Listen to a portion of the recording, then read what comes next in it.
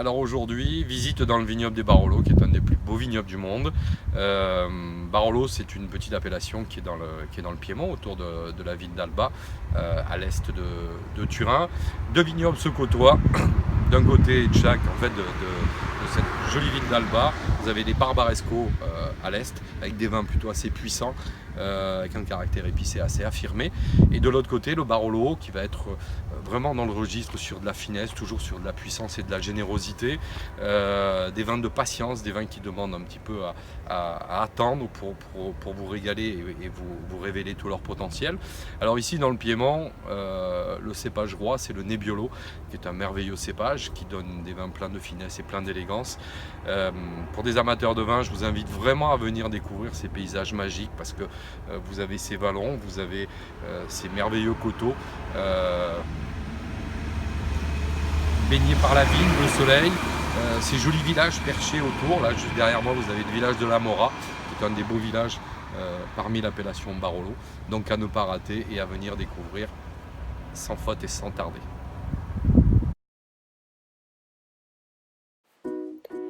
Si vous êtes amateur de grand vin et particulièrement de vin italien, le Piémont est un endroit incontournable à visiter. Vous serez marqué quand même, non seulement par les vins, mais par ces paysages magnifiques, en fait, tout autour de ces villages, tout près de la ville d'Alba. Ces villages, en fait, qui surplombent le vignoble et qui vous donnent des paysages absolument magnifiques. On voit le village de la Mora. Un périple que vous pourrez prolonger de façon incontournable en allant visiter le vignoble plus particulièrement le village de Barolo. Ces petites rues assez étroites, c'est assez typique.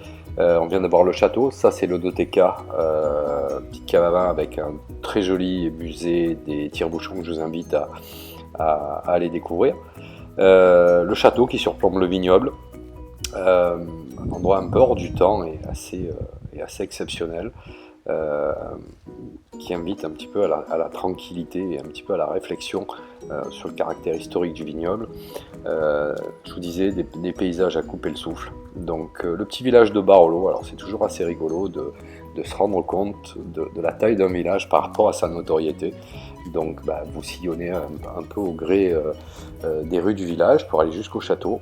Je vous invite à aller visiter le musée du vin, qui est plutôt assez original, avec un côté un peu décalé, mais vous y découvrirez toute l'histoire des vins du Barolo.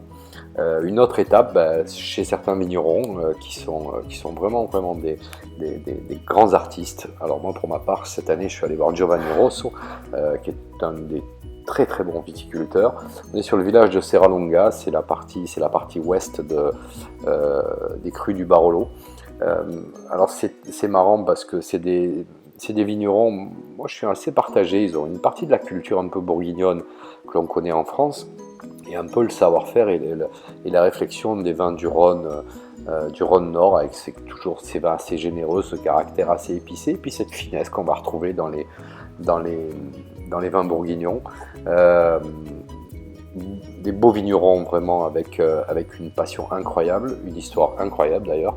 Moi, ce que j'ai adoré, c'est passer 2 heures à discuter avec le propriétaire, le fils des propriétaires du domaine Giovanni Rosso, où on a échangé sur un peu l'histoire du vignoble qui est assez passionnante. Autre étape incontournable si vous êtes dans la région d'Asti et d'Alba, c'est le village de Barbaresco. Moi personnellement, j'en suis absolument tombé amoureux parce que les paysages encore une fois sont magiques. Le village est classé au patrimoine mondial de l'UNESCO. Cette magnifique tour, alors le village est tout petit, hein, je sais pas si ça fait même pas, je sais pas, ça va faire 500 habitants, mais alors vous y découvrirez un ou deux restaurants assez exceptionnels avec une vue sur le vignoble magnifique.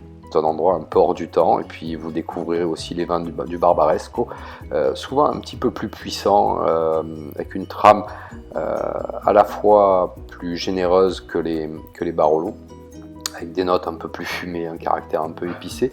Je trouve que c'est une autre version de ce qu'on peut connaître du Nebbiolo. Je vous invite aussi à découvrir la gastronomie régionale autour du veau, autour de ces produits assez généreux. Et puis voilà, un petit moment hors du temps, le Piémont. C'est une belle destination, pas très loin de chez nous dans le sud, à découvrir vraiment.